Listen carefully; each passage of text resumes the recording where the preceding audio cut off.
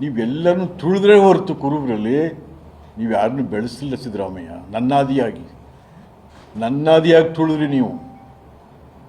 ಕುರುಬ ಸಮುದಾಯದ ನಾಯಕತ್ವವನ್ನು ನೀವು ತುಳಿತಾ ಬಂದರೆ ಹೊರತು ಬೆಳೆಸಲಿಲ್ಲ. ನೀವು ಯಾರನ್ನು ಬೆಳೆಸಿದ್ರಿ?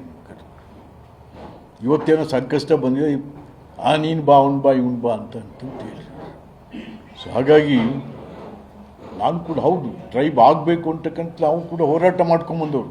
ಯಾವ ಹೋರಾಟದಲ್ಲೂ ಕೂಡ ನೀವು ಯಾರಿಗೂ ಬೆಂಬಲ ಕೊಟ್ಟವರಲ್ಲ, ನೀವು ಯಾರಿಗೂ ಬೆಂಬಲ ಕೊಟ್ಟವರು. ಬಟ್ ಇವತ್ತು ನಿಮಗೆ ಕಷ್ಟ ಬಂದಿದೆ ಅಂತ ವಿದ್ಯುತ್ ಅಲ್ಲ. ಹಾಗಾಗಿ